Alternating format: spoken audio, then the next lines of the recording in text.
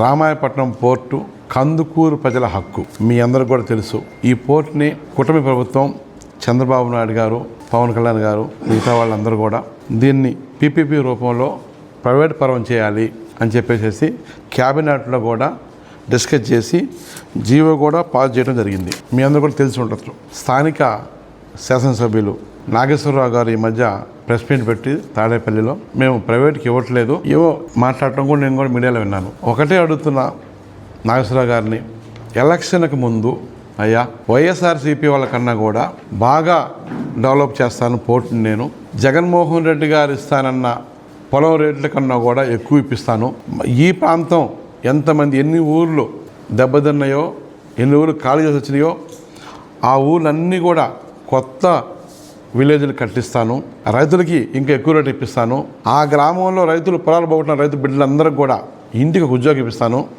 నన్ను నమ్మండి, నా కోట్లేని అని చెప్పేసి వైఎస్ఆర్సీపీ గ్రామాల్లో కూడా మెజారిటీ ఓట్లు నీకేసి నేను నమ్మి ఆ నమ్మకాన్ని నువ్వు నిలబెట్టినావా?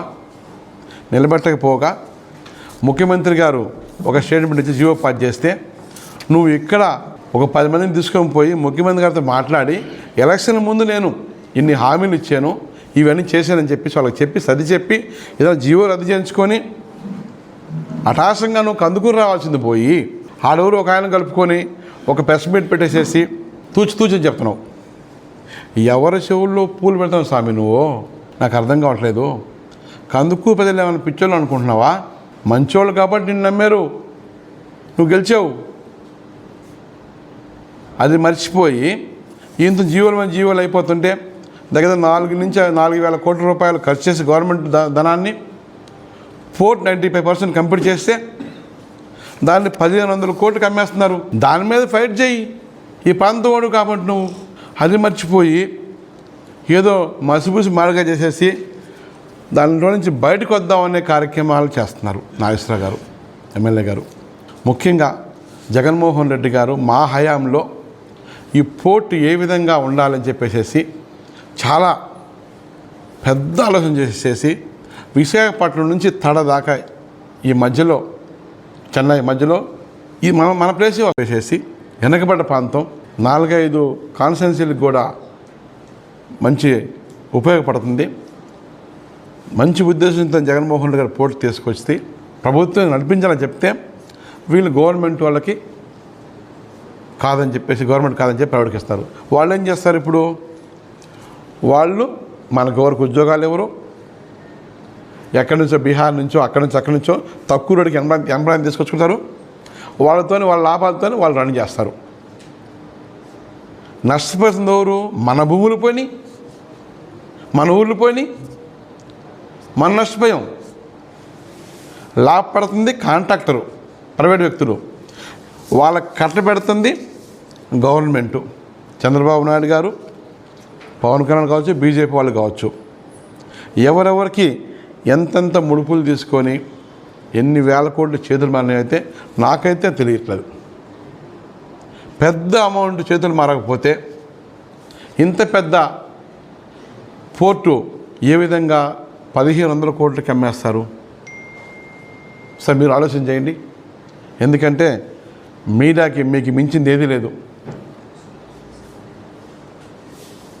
కత్తికన్నా 10 కలమే. ఒకసారి మీరు ఆలోచన చేయండి. ఇంత దుర్మార్గంగా తెలుగుదేశం పార్టీ వాళ్ళు మన ప్రాంత ప్రజల్ని మనల్ని దారుణంగా మోసం చేస్తున్నారు. నాగేశ్వరరావు గారు నేను ఒకటే అడుగుతున్నా. ఇంతకుముందు చంద్రబాబు ఒక సామెత ఉండేది, నిజాలు చెప్తే ఆయన తల అంటారు అవునంట. నువ్వు ఆ సామెతగా ఉన్నావు. అన్నీ అబద్ధాలే. నేను రైతు కొడుకుని చెప్పావు, పొగాకు నేను వ్యాపారం చేశాను చెప్పావు.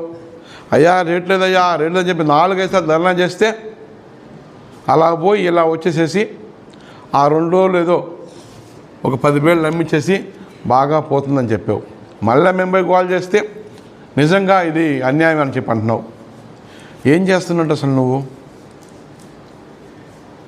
కంది కావచ్చు, మెట్టపేర్లు కావచ్చు, రకరకాలుగా ఏ పంటకు కూడా గిట్టుబాటు ధర లేక, ఇన్సూరెన్స్ లేక రైతులందరూ అల్లాడిపోతున్నారు.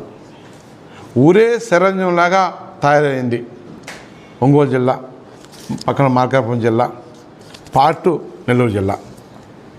దీని మీద ఒక మినిస్టర్ కానీ అక్కడ శాసనసభ్యులు కానీ ఎవరు కూడా నోరు మెదపట్లేదు.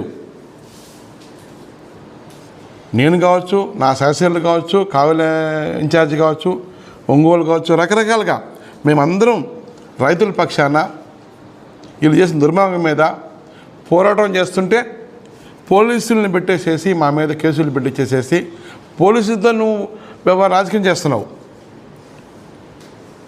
పోలీసులను అడ్డం పెట్టుకుంటున్నావు, మా వాళ్ళ మీద కేసులు పెట్టిస్తున్నావు, మమ్మల్ని భయభ్రాంతికి గురి చేస్తున్నావు. ఇవన్నీ కూడా ప్రజలు గమనిస్తున్నారు. మీరు చేస్తున్న దుర్మార్గాలన్నీ తెలుసు వాళ్ళకి. జగన్మోహన్ రెడ్డి గారు పథకాలు ఇస్తుంటే జగన్మోహన్ రెడ్డి గారి పథకాలన్నీ ఇస్తాను, సూపర్ 6 ఇస్తాను, ఇంకా సంపద సృష్టిస్తానని చెప్పినావు చంద్రబాబు నాయుడు గారు. మీరు సంపద సృష్టించి ఇవన్నీ ఇస్తానని చెప్పినావు. సంపద సృష్టించే దేవుడురిక ఉన్న సంపదను మొత్తం అమ్మేసుకుంటున్నావు. జగన్మోహన్ రెడ్డి గారు ఏదైతే కాలేజీలు తీసుకొచ్చారు, మెడికల్ కాలేజీలు, పోర్టులు తీసుకొచ్చారు, ఇవన్నీ కూడా గవర్నమెంట్ని, ఆర్టీసీని గవర్నమెంట్లో కలిపేశారు. ఇవన్నింటిని కూడా మళ్ళీ నువ్వు ప్రైవేట్ పరం చేస్తున్నావు, అమ్ముకుంటున్నావు. యాడ నువ్వు సంపద సృష్టించావు? సంపద సృష్టి అటరుక అన్ని అమ్మేస్తున్నావు. వేల కోట్లు, రాష్ట్ర వ్యాప్తంగా లక్షల కోట్లు మీ చేతులు మారుతున్నాయి. మండల స్థాయి, గ్రామ స్థాయి, మండల స్థాయి, కాన్స్టిట్యున్సీ స్థాయి, లోకేష్ బాబు గారి స్థాయి, మినిస్టర్ స్థాయి నుంచి దోచుకో, దాచుకో, పంచుకో, కలిసి 2 ఏళ్ల నుంచి ఇదే మాట మేము చెప్తూనే ఉన్నాం. ఒక్కడే చేశారయ్యా ఎమ్మెల్యే గారు.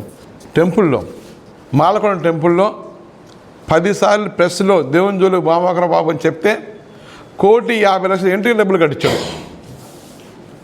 అదిగా మీకు చెప్పాలి. 1,50,00,000 3 సంవత్సరాల నుంచి కట్టకపోతే ఆ కాంట్రాక్టర్ వాడికి రిపీట్ ఇస్తుంటే 4 సార్లు ప్రెస్లో చెప్పి గోల్ చేస్తే 1,50,00,000 డబ్బు కట్టించారు. అదైతే నిజం. ఇంకో మంచి పని చేశాడు. ఈ రోడ్డు నుంచి ఆ రోడ్డు జిగేలు వాళ్ళ ఫ్లెక్సీలు, వాళ్ళ బొమ్మలు కట్టుకోనికి వచ్చే వాళ్ళకి ఆ టీడీపీ ఆనందం కోసం చక్కగా లైట్లు వేయించాడు. అదయ్యా నువ్వు అభివృద్ధి చేస్తుందే. నేను మొన్న ప్రశ్న కూడా చెప్పాను, నువ్వు అది కాదు చెప్పి ఎమ్మెల్యే అయింది.